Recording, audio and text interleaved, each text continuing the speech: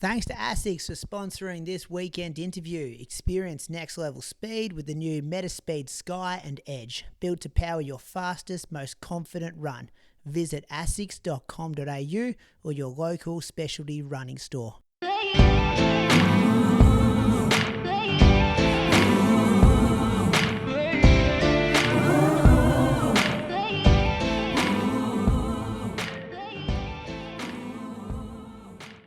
All right, this weekend on the Inside Running podcast, we're talking to Isaac Hayne. Isaac is in career best form in 2025. He's run a 5K, a 10K and a half marathon PB this year. And a massive thanks to his sponsor ASICS for making him available today. I'm going to say welcome back to the Inside Running podcast because long-time listeners may have heard Isaac on the show back in 2019. Thanks for chatting to us again, Isaac. No, not a problem. Thank you for having me back. I think the episode that you referenced is behind a paywall on Patreon, so there's extra incentive for people to go and support the podcast in that way. Oh, actually, no, it's not. I forgot about that one. Excuse me. Jess Stenson was on that series, that's right, and she brought you on one week, didn't she? Was that? There's also that one as well, actually. Yeah, I forgot about that. Yeah. Was there another one was it the Road to Nowhere guys with who was that with? Ali Pashley and that? Nick I think Earl? It might have been Louis, Luke, and Jess that I jumped on. Yeah. But then there's also, I think we had an episode maybe 6 years ago. But anyway, the one I was referring to was when you won the under 20 5K championships. You had all the temporary tattoos on you. Yep. And you beat Ed Marks. I rewatched the footage of it today and I re-listened to our conversation about it because, yeah, you were honouring your mum who had passed away and you raised a whole heap of money. And I remember it was like massive at the time back in 2019. And yeah, we had you on the show for like this 20-minute chat. So, that was the bit I was referencing, which is still publicly available. I think they only show like our latest 100 shows on like Spotify and iTunes and stuff, but you can go to Podbean where all our episodes are and listen to a 19-year-old Isaac Hayne. Yes, there you go. I think I'm worried that it might be the only thing I'm ever known for is I might have peaked as a 19-year-old. But it was pre-COVID, so it feels like about a lifetime ago. But no, that was a pretty special moment. So thank you for having me on back then and giving me a platform to talk about it. Yeah, well, a few things have changed because in that interview, Moose did decide to give you a gift voucher for a free pair of shoes to the running company Ballarat at the time, which he owned, whereas now you got no problem getting free shoes because you're an ASICS guy and you can run in whatever you want. So I don't think people do remember you as that. I think people remember you of what you're doing right now. Like you're the smiling assassin at the front of races and you're the guy that outkicks people with not, a K to go. You're putting the kick down with 30 meters to go. Yeah, potentially. Maybe a smiling assassin, but an average hit rate, so higher with caution. You sort of see those videos of the wife that hires an assassin to kill her husband, but turns out it's a cop. So like occasionally the assassinating attempt doesn't go quite right. But no, on the whole, I've had some decent races at times. Yeah, I reckon your hit rate's pretty good when you say that Jack Rayner's on you, one of the people you've taken down in the home straight, and Ed Marks, the Japanese guy, got you at Launceston Half though, and Andy's taken care of you at Gold Coast a couple of times. But I reckon when you got Jack Rayner and Ed Marks on your hit list, that's pretty good going. Yeah, no, it's starting to build a nice resume, I suppose. I think Jack's got me in plenty of other races across the years, so it's nice that I can have a little one up on him. And then, I was actually talking about this the other day about Ed and how hard he makes races and the nervousness that I get when I realise we're on the same start line, just knowing that it's going to be a cracker of a race that pushes us both to the limits. So I've had some crackers with Ed, and it's exciting when we race each other. Well, it's a talented age group, isn't it? With you and Ed both there. Like you guys must be 24, 25 at the moment. Yeah, I think I've got about a year on Ed. But yeah, I think we're both in that ballpark. So I'm 25 and I think he might be, 24. Yeah. Yeah. Hey, tell us about this morning. We're recording this on a Tuesday. We had to work around some training times. What does a Tuesday in South Australia look like at the moment? Workout day, I'm guessing? Yep. City to Surf is coming up this Sunday, so not trying to set any records out at training this morning. So it was just me and then Adam Didyk on the bike, which was nice. And just 3x2K and then a couple of 1K reps to finish things off. Just trying to run, at threshold, try and keeping it relaxed. And then the 1Ks had a bit of a license to give it a rip. So Yeah. that was nice. And threshold pace for you, like are you going on a heart rate, or does Adam give you a split you're trying to aim for? Nah, all by feel. Actually, yeah, we were talking about this morning as well. So I've turned all heart rate data off, and we don't do lactates, and I haven't had my VO2 or lactate thresholds tested in years. So it's all purely just off feel and subjective RPE, and just trying to get a bit of a gauge. I think I've tended to push things a little bit more. I tend to, err on the side of working harder in a session. But hopefully over the last couple of years, I've matured enough to back things off a little bit. It's almost like a fear of overdoing it and getting injured or burning out holds me in good stead. So I just try and run fast and relaxed, essentially. Yeah. And do you see like a big range in your splits when you reflect on them, like over a month, or like do you always train at this feel, and then when you look at the data, you're like, all right, it's always within 1 to 2 seconds of it, and or is there times where you rock up super tired and you're going on feel and it's like 10 or 15 seconds slower? Yeah, no, I tend to lift for session days. I really don't want to try and hit them well, and like our Tuesday and Friday workouts, that's what the week revolves around for me. So yeah, I suppose like a threshold effort depending on the distance. I generally like to think between 250 and 255 sort of does the trick for that sort of pace. And then, I mean, everyone's definition of threshold is slightly different, but yeah, that's where I can probably sustain, a good half hour to 40 minutes of work with breaks littered throughout. So yeah, that's probably where I sit. And then if I look back across the whole month, if I'm training really well, it's really nice and consistent. And if I'm having a bit of a rough trot, then there'll be a couple of spikes, which is just a sign to, okay, maybe let's try and back the good days off a little bit. So those not so flash days where I'm a bit fatigued, I can lift a little bit more. Yeah. So the license to go a bit quicker in the 1K is at the end this morning. If we're talking about threshold pace being like 250 to 255, what kind of numbers did we see? You want the splits? No, okay. I do. Our listeners love numbers, mate. We want to know this stuff There's more to running the numbers. But if I'll give the people what they want. So the 3x2K, my first 2K was 5:46, and sort of just working my way into that. And then my second one was 5:43, and then Adam said slow it off, and I probably was working a little bit harder than I cared to admit. So then I hit a 5:49, and so that was all off 2 minutes. And then I had another 2 minutes, and then my 1K reps, I went 2:42 and 2:39. So good workout lead into a race. Do you know who you're up against? Like we were talking about on the weekly show last night. We wish that City to Surf said, here's the top 15 seeds. Like let's give you the stories of the elite people in the race. Kind of, it feels like it's shifted a bit, that race, maybe over the last 10 years, where it's more the participation numbers that are the kind of an inclusivity, which is all great stuff, but we don't tend to hear about the stories of the elite runners. So do you know who you're up against? I had to answer a couple of questions. So someone involved with the event sent me 3 questions, and one of them mentioned that I was going to be up against Sam Clifford, and Ed Goddard's coming back for it. So I'm assuming that it'll be those two that are probably headlining the event, both being now Sydney locals. But yeah, other than that, I'd have no idea, to be honest. Yeah. Yeah. And back to training, like just you and Adam this morning, is he the kind of guy that gives a bit of a motivational speech beforehand? Has he got music pumping on the bike? You said he had to pull you up and kind of slow you down a bit. Like, do you know the workout before you get there? Yeah, funny you say that. So everything's written down on the program. We've got like a shared Excel document, which is all very detailed and tracks, RPEs and time, and got your acute to chronic workload ratio, and Adam's all on top of that for the most part.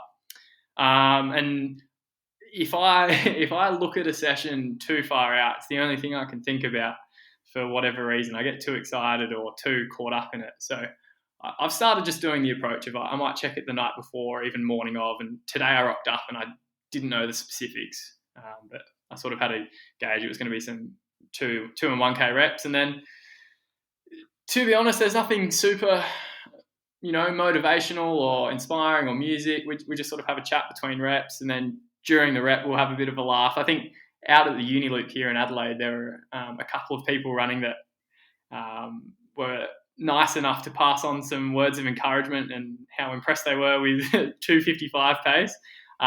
So each time I, came across them on the rep, we were sort of having a bit of a laugh and, saying words of encouragement back and forth. So it was pretty funny stuff. Yeah, that's good. And how often are you doing workouts by yourself? Like, there's so many talented distance runners coming out of South Australia at the moment. It kind of surprised me that you were doing stuff solo. Yeah, well, I mean, like we generally train as a group Tuesday mornings because other people have like real world things to do, like they have jobs and families and careers that they're chasing after. That tends to me like drop kicks like myself with not much on a Tuesday. I can roll out of bed when I feel like it. So Jess Stenson and Max Stevens and Casey Wood trained at 7:15 this morning, and I thought that was a little bit early. So I started my warm up at 8:15, and then like Matt Clark's my main training partner, but he's over in Europe doing track stuff, similar to John O'Harris.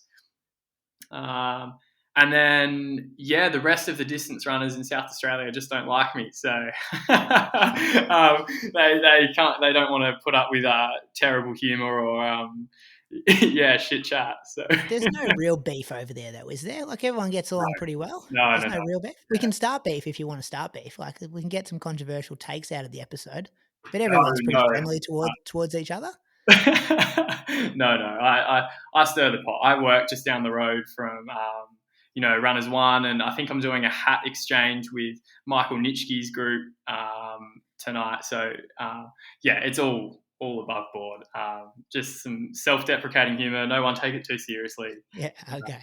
But to be honest, I don't mind. Doing the solo sessions. It's sort of we had Ollie Chignall, the New Zealander, over here training, and that was really, really good. But there is something nice about just running to my own rhythm and not worrying too much about am I making it too fast for the other guy, or am I holding him up, and so all of that sort of stuff that you just want to switch off and reduce the cognitive load, I suppose. So I know what I need to do. I just go and get it done. Yeah. Hey, what's the go with South Australia cross country over there? I was down at Albert Park a few weeks ago, and I reckon if all those South Australian boys actually had an AV team, they would have won the day. But then we read out the results from South Australia cross country races, and not many people are rocking up. Yeah.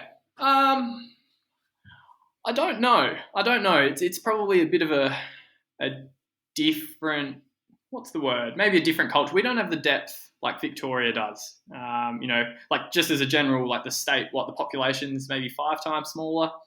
So there's obviously that element. I know Michael Nitschke really likes to push the cross country. Anyone that listens and follows his Instagram story sees he's got his Chat GPT answers, and he really loves the cross country events, and I do think they're fantastic. As a junior coming through the ranks, I really enjoyed doing cross country. It's a lot of fun, and it's fun running, and it's stimulating and exciting. I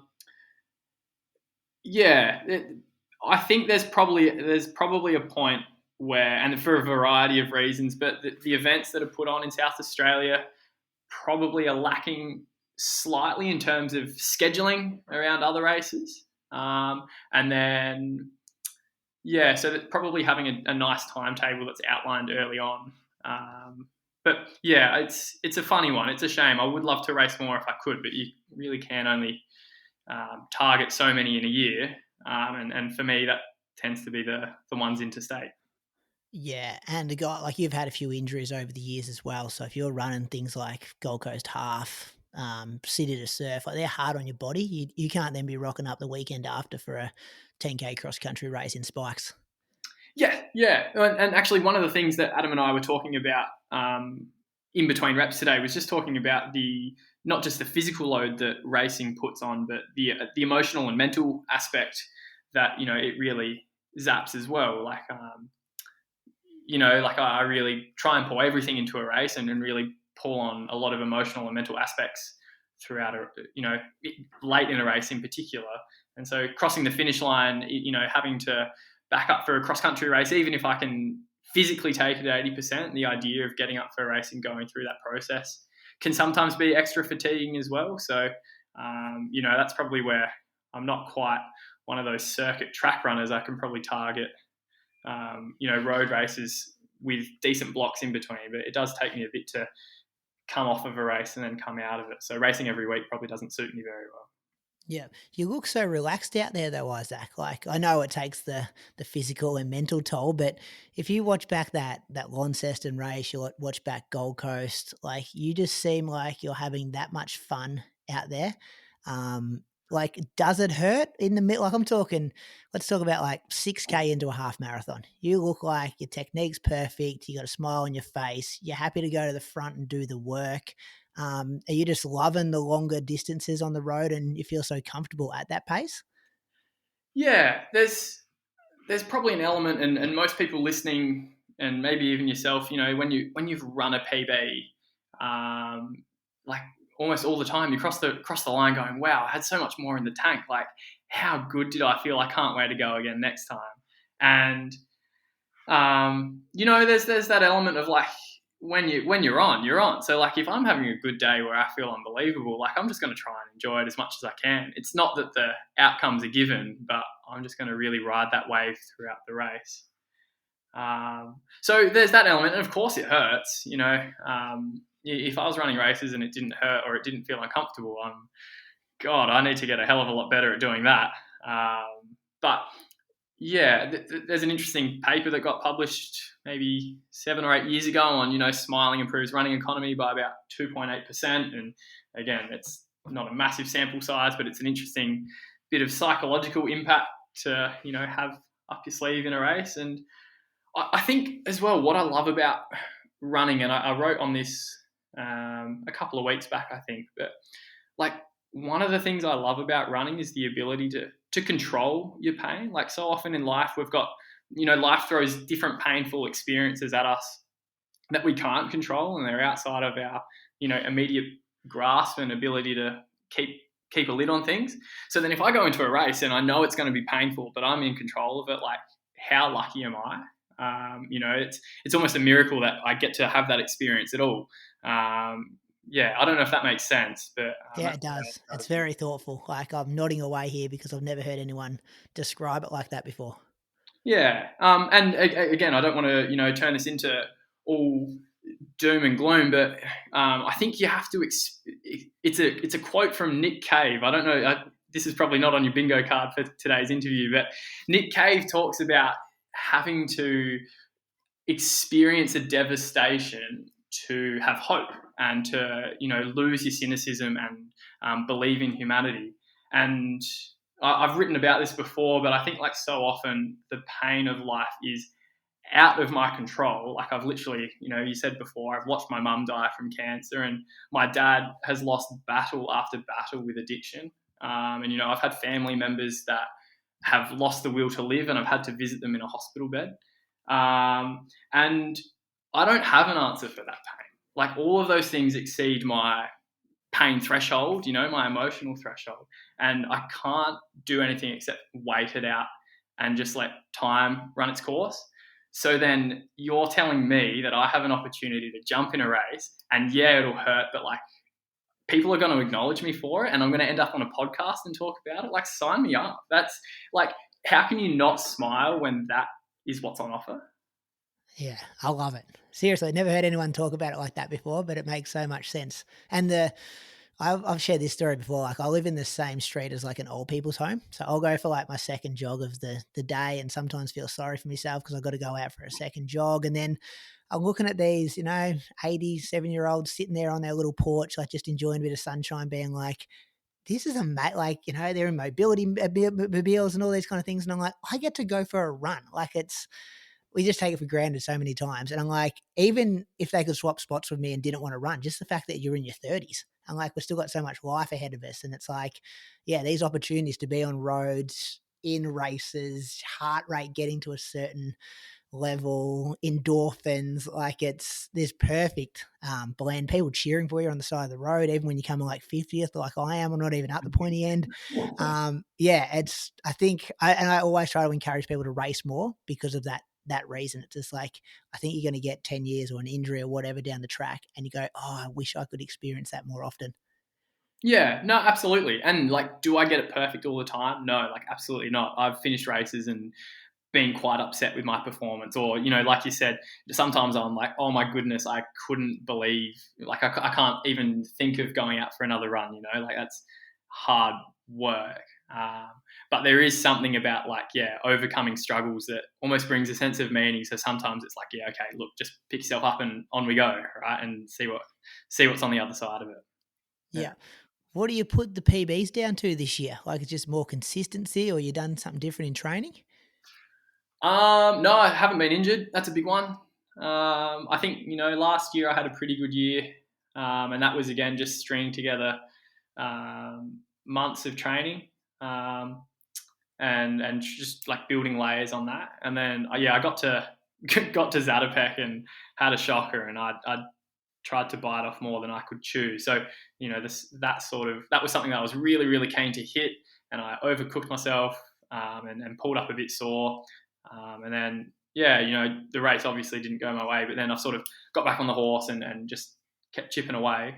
And so, I think like I haven't had knock on wood, bone stress injuries are sort of my bread and butter, but I haven't had one for a couple of years now. So it's like, if I can continue to string that along, then I just know like the weeks of training will build on themselves. Yeah. Yeah. Is this the longest you've been out of that cycle of like repeat injury, bone stress? Um, Almost, yeah. I think when I first got coached by Adam, I sort of went a good 2 years without ending up with anything too significant injury wise. And then, just for a variety of reasons, like life stresses and trying to cope with that by running more. I ended up in that cycle. I think I had about 3 in 12 months, so there's probably an element, and I don't think she'll listen to this, but Alice, my wonderful girlfriend, is also like such a good supporter, and having someone that just is sort of encouraging but realistic and knows nothing about running, is quite nice as well. So I think having someone that sort of watches the hard work day in day out almost justifies it a little bit as well. So that's quite nice. We'll clip that, send it through to her. Yeah, thanks. That'd be great. Look her up on your Instagram and flick it through. Hey, experience next level speed with the new Metaspeed Sky and Edge, built to power your fastest, most confident run. Visit asics.com.au or your local specialty running store. What are the kind of like short to medium term goals look like for you? Because when I look at your PBs, like 13:28 5K, Murray Plant, bit windy there. Maybe that's a 13:15, maybe a 13:20. Which is good, but it's still not getting you on a team. So you got to find a bit there. The half marathons, like the 61 kind of low, 61:13 and 61:18. And then the 10K over in Tokyo, the speed race over there, 28:15. Is it going to be more of a track or more of a road? Because I think of you and I go, oh, like the marathon, 61, double that, add 5 minutes. Like we're talking sub 2:10. If you're smiling like that in a half marathon, you get to go even slower. Yeah. But you got to go double the distance. Yeah, you do have to go double the distance. Hey, I think there's talk about a marathon being on the cards next year.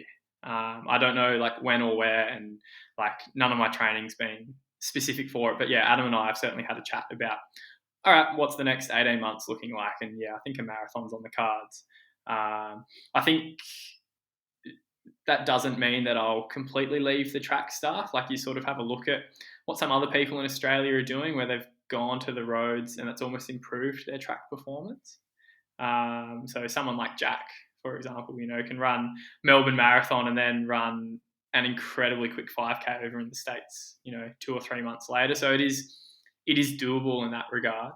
And I don't consider myself on the same echelon as Jack, but I just think if I can get a few more years of good mileage under my belt, like who knows what will happen. You have to have hope in that regard. So I think targeting the roads in the short term is something that I want to do. And then I'm also I'm really eager to make a senior Australian team. That's something that I haven't done yet. So, we've got World Roads in September, I think, next year. And then we've also got World Cross in January next year. So I'll give those a crack. I'm not a fantastic cross-country runner. But, I think hopefully if I'm fit enough, I can give it a whirl. When we look at making Australian teams for South Australians, like the women, obviously with Jess and Izzy, have got a number of singlets hanging in their Caitlin Adams as wardrobes. well. Caitlin Adams, don't forget Caitlin Adams, Matt Clark. I think we can still claim him as Victorian over here, but like, I think the women are like outdoing the men. Like, Oh, well and truly. Yeah, yeah, yeah, where's the breakthrough of the like? You could be the first one in.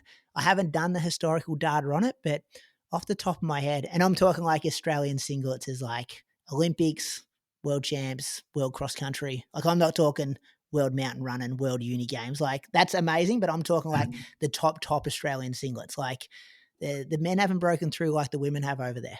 No, no, no, no. Maybe perhaps one of those reasons, South Australia being such a progressive feminist state, we get our training loads right with women. So there's probably an element of that. But no, I think, yeah, like I said, there's probably an element of depth, and we've probably had a bit of a culture here of, oh, we're South Australia, we're the underdogs. So, having a crack's all right. And that's certainly changed recently. And like you sort of said, yeah, with the women in particular. But no, I haven't really thought about it that way. Tara Palm, we could add her as well. Yeah, You guys, the yeah, women are killing it over there. yeah. So we've got to catch up. Yeah, I think what have we got? We'll claim Matt Clark. He can get pulled in two directions there. Okay, Um, okay. but yeah, other than that, you're right. So okay, thanks for that. That's I'll keep that in mind. Well, as I said, I haven't crunched the numbers, and I haven't gone through the data, and someone will write in saying there was, X and Y people have represented Australia back in the 80s or 90s. But yeah, off the top of my head, I was trying to think of some men in that open kind of top level, and it's hard to do. We're talking about 6-9 singlets. If you say, hey, we've got 5K, 10K marathon at the Olympics, like it might not even be that sometimes because we might not send anyone for the 10K. Yeah, well, our big ones, what would you call them? Legends in South Australia, like David Fitzsimons. He was, he's still got a 5K race named after him here. I think he had no, not the world record, but he certainly won some decent races in the 5. And I think he's still got our state record for the 5K. So that sort of tells you where it's all at. Okay. It's starting to put on your pin board. What is it? Do you know? Good question. 13 teens, something in the teens. Okay. Yeah. So if it wasn't windy at Maury Plant, you might have given me that one. Yeah, it was blowing a gale down there. Hey, this marathon debut, like, did it excite you when Adam kind of brought it up, or frighten you, or you haven't thought about it too much yet? No, I haven't thought about it too much. I'm more excited about. I'm keen. I'm heading over to Valencia for the half marathon in October, so that's kind of the exciting thing for me at the moment. And that was mostly pushed by me. Adam was a bit like, oh, well, if it works, go for it, look into it. But yeah, that really excites me to run a quick half and test those limits a little bit. It might blow up in my face and I might, run something in 65, 66 sort of minute territory. But as far as I'm concerned, it's a bit of a free hit. I've had some decent performances on the board, so we'll just see what happens. And obviously I'd love to run well, but yeah, that's kind of the next big thing. And then, I know there's some plans in place, but yeah, when it comes to the marathon, I'm like, that's something I can think about at a later date. I'll tick off these boxes first. Yeah, but like your half's already very quick, but it'll help you then get into a big marathon if you've got a 60-30 or a 59 even next to your name. Well, we're talking Australian records here, but you can almost pick whatever marathon you wanted to debut in, and that'd get you in there. Yeah. That's So yeah, there's almost an element of like, trying to set up a marathon debut in that regard. But yeah, the marathon's such an unknown. Like I feel like everyone has to really pace their way through it on the first one, and then they kind of find their sea legs a little bit. So I'm not going to try and like project any like assumptions onto the race. I'll just have to make my way through a training block, line up on the start line, and get it done. And it'll excite me when I'm doing it. But for the moment, it's that's you might as well be talking about something 10 years away, let alone like yeah, I know it's next year. Yeah, Jess Stenson and Adam Diddick in your corner though. They both know how to get them right. Two handy people to have guiding you, mentoring you, coaching you. Yeah, no, absolutely, and that's probably the exciting element is having other people and like that have performed really well, and then giving me some advice on how to approach it. And that's where I feel like Matt Clark's been fantastic. I've really loved training with him the last couple of years, and you know, where I'd say we're relatively honest and we butt heads occasionally, but he certainly forced me to mature um, and approach my running in a sense of you know, being serious about it and approaching things professionally and trying to keep it objective and not let my emotions get in the way a lot of the time. So that's been really handy the last couple of years. But yeah, now with you know, moving on to the road side of things, having Jess there is almost like that point to leapfrog to is exciting as well. What's he had to pull you up on? Oh, I think, you know, like when I first joined Team Tempo, I was trying to win every session. You know, that's how I thought you got better, was that you know, trained at 11 out of 10. And so once I sort of figured that out, that certainly helped. But then also just, you know, things, what's another good example? Things like not expecting every race to be a PB, and that if something's a top 5 performance, that's pretty damn good. And it's almost like, you know, if you're lining up for a hole on a golf course, you know, par's pretty good, and if you go under that, then that's fantastic. And having that approach to racing, so you know, I was 21, 22, and you know, if I didn't PB in a race, I was pretty much in tears and going, "What the hell's going on?" So yeah, you know, he's certainly given some advice, and I haven't always loved hearing it from him, but it's held me in good stead, and it's certainly one of the reasons why I'm not a fantastic runner, but certainly a bit more level-headed now, for sure. Yeah. What is so we got Valencia later in the year, the half marathon over there, City to Surf this weekend. Anything else in between that? City to Bay in Adelaide, so Oh yeah.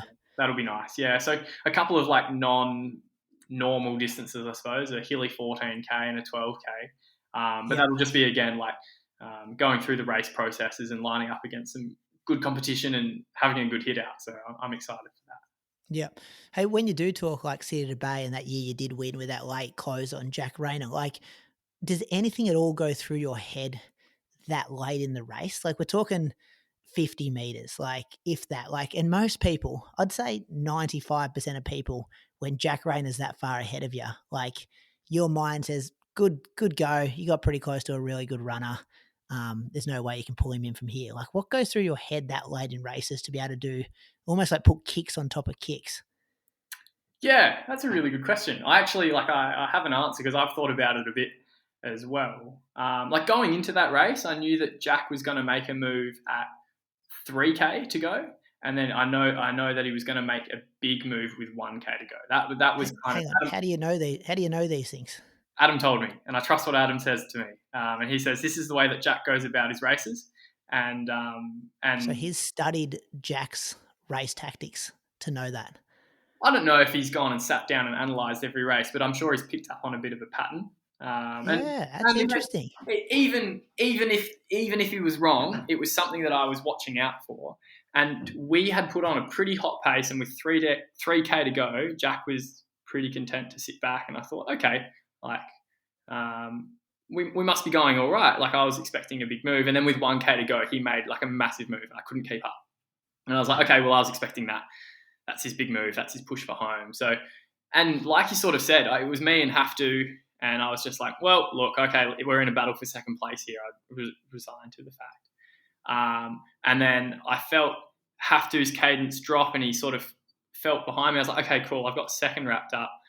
Well, again, let's have a bit of a swing. And then I suppose it's a bit of a home crowd advantage, but all of a sudden it was just like, oh, wow, like people are yelling for me, and oh, he's actually not that far away, and okay, well, keep going. And then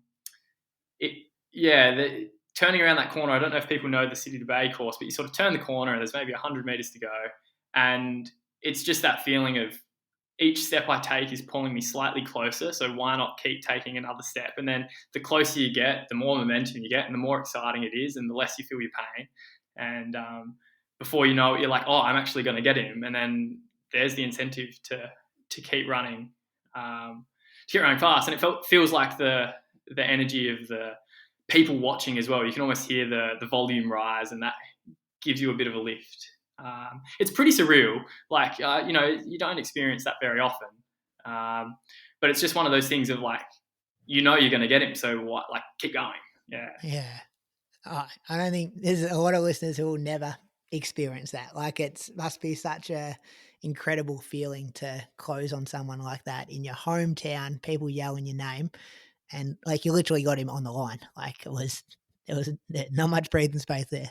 No, I didn't think I'd won it. I sort of crossed the line. I celebrated, and then I was like, "Oh no, I don't even think I won that one." So that was, Yep. it was pretty funny sort of feeling. So, Hey, solve a problem for me. ASICS, Metaspeed, Edge, or Sky? I love the Edge, but I train in both. I know that there's something about the foams that they're switched. So the Sky has more of the softer foam at the bottom half of the shoe, and the Edge is softer at the top half of the shoe. To be honest, you wouldn't know unless you've been told. I think you put them on and you're not picking that up by just wearing it. I know a lot more people have taken my advice, got the Edge, and they love it. I don't know about people getting the Sky because, I say I wear the Edge, and, I'm happy to go with that. I like the Edge because of the plate position as well. It sort of has a bit more of that forefoot curve. It feels a bit more aggressive, and I tend to run a bit more on my toes. So that sort of suits me a bit nicer. But yeah, that's my 2 cents. I think everyone's different, and we can talk about the shoes for an hour and a half, but ultimately it comes down to what the individual feels. Yeah, personal preference. Have you been in the Ray? I tried some protos of it. Yeah, they're super light. They're not super durable. They're definitely like a one race shoe. And for me, definitely, like, I hit the ground pretty hard. So if it's going to be super soft, I need some stiffness to offset it. So I don't think the teardrop plate works for me particularly well. But, Hayden Wild ran 27:39 in it, and that works pretty well for him. So, yeah, again, it's much of a muchness, I suppose. Yeah. And what about, like you said, Tuesday is a day when you're not doing much? Like, are you balancing running with work or hobbies, or what else is going on in Isaac's life other than high performance running?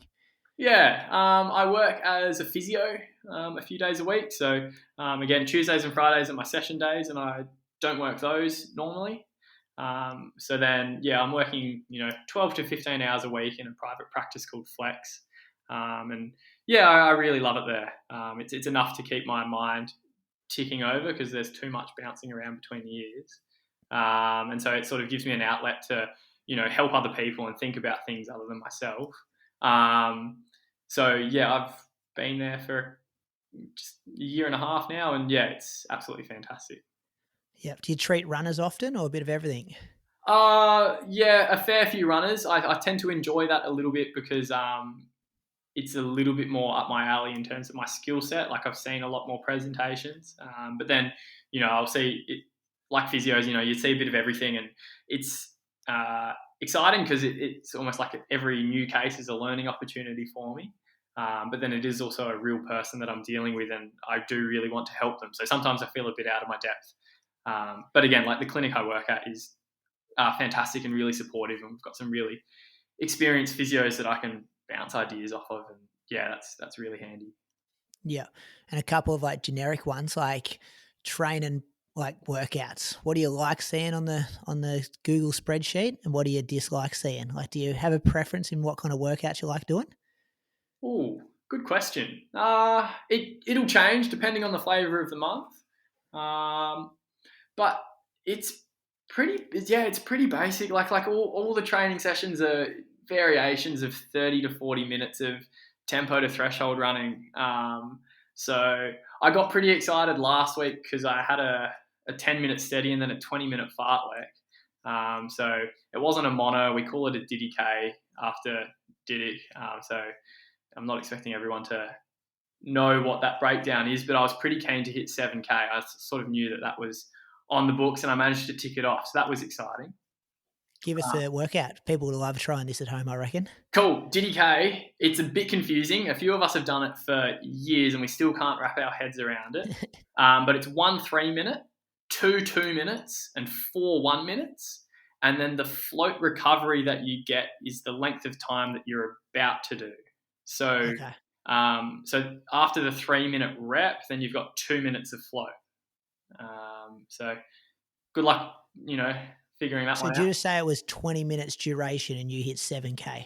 Yeah, a bit over 7K. So, Wow. and again, you don't want to race your sessions, but I was pretty eager to hit that one. And Yeah, but you just have to hit yeah, 7K. yeah, yeah. So, and that is no reflection at all of, how I'll race on the weekend. Like that's just I was feeling really good that day. I didn't have to force it, and it came off. But yeah, that's kind of that was a nice thing to tick off. So that was exciting. And then things that I don't particularly love. As much as I love the bike path that we've got along the Torrens, doing like a tempo or some tempo efforts along there, it's pretty undulating and some tight turns, and the GPS isn't always fantastic, so you can never really gauge how fast you're running. But yeah, I don't hate it, but it certainly makes me work, and it's a bit of a character developing type session. Have you guys experimented with like double threshold work? Yeah, it gave me a stressy. Yeah, I did too. Oh, okay. Yeah, Yeah. 2 weeks of it, and I ended up with a FEMA stressy. So, yeah, it wasn't for me. I also, yeah, I find it difficult, doing, sub maximal training. I suppose, as in like doing a tempo run at 320s or 330s just doesn't quite do it for me. I kind of like to do a session, and there's almost like this little level in my brain where as soon as I've reached a certain amount of fatigue, cool, that's the session done. And if I'm not hitting that for some reason, I don't feel productive. So Yeah. And what's like the standard long run? Like say you don't have a race coming up for a few weeks, like you're going out for 2 hours plus on a Sunday? yeah, usually about 2 hours. I've sort of had a couple of 2 hours 15 long runs littered within there, and that's more me just not realizing the time and getting lost, or just wanting to push the limits a little bit. So that's not programmed specifically. But yeah, I find 2 hours sort of does enough. I do enough running throughout the rest of the week that it's not like I have to do a huge long run to get my mileage up, if that makes sense. Yeah. A And couple, you'd see like a sub 4 minute average pace at the end of those? yeah, it's something that I'm interested in. It's I wouldn't say I'm concerned, but I'm intrigued by it.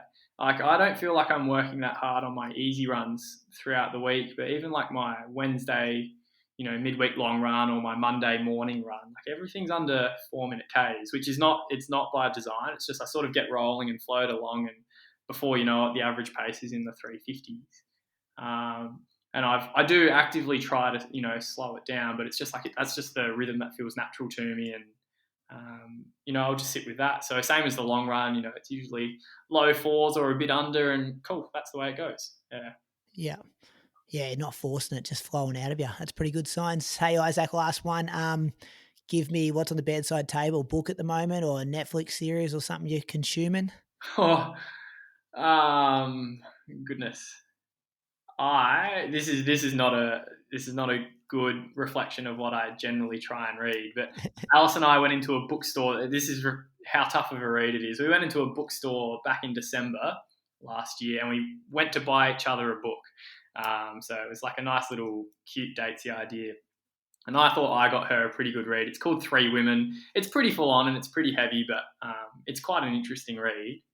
And then I got given a collection of papers by Sigmund Freud on the unconscious. And I was reading the translator's note at the beginning of the book, and that was a bit too intellectual for me. So I'm just trying to chip my way through that and understand what the hell a quasi-immortal germplasm of the human conscious means. But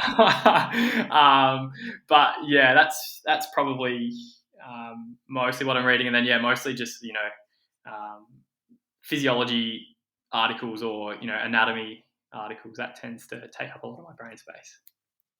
All right. Yeah, that goes well over my head. She didn't get like, did she get that to stitch her up, that book? Or was that something she generally thought you'd be interested in? I think she thinks I'm smarter than I am. Okay. Hopefully she doesn't listen to this then. We won't clip that bit. No, potentially not. Well, yeah, Freud has his connotations, so maybe she was trying to hint at something. But anyway, we'll leave that up to the listeners to decide. Yeah. Isaac, I've had a lovely time chatting today. I know our listeners would have thoroughly enjoyed that conversation. Good luck this weekend. This will go out on Saturday, so a lot of people will listen to this before your race on Sunday. And yeah, looking forward to. I think it's such an exciting time for our men on the roads at the moment. Likes of you, what Andy's doing. You got Brett Robinson and Liam Adams still on the scene. You got Sam Clifford. Have to well, probably missing some people. But yeah, we're living in this great era of men's road running at the moment. And it's exciting to see you guys up the front. Timmy Vincent, Liam Boudin, who keep going. Yeah. No, it's a huge list. Yeah, like you said, it is exciting. I feel very lucky to be a part of it. And not only are they great runners, but a lot of them are great people as well. So it sort of makes going to those events a lot more of a enjoyable experience too. So yeah, thank you so much for having me on. I really appreciate it. Thanks for listening to this weekend episode, which has been powered by ASICS. Experience next level speed with the new Metaspeed Sky and Edge. They're built to power your fastest, most confident run. Visit asics.com.au or your local specialty running store.